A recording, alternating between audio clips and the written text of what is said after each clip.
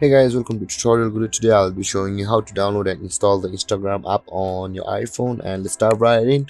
Now, to download and install the Instagram app on your iPhone, you'll be first required to open the App Store on your phone.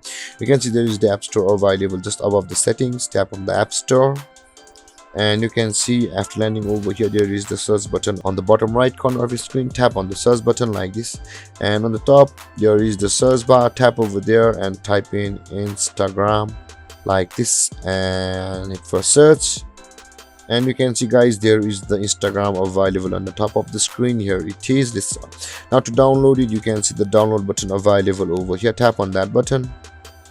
You'll be required to wait for a few moments for the app to be downloaded on your phone.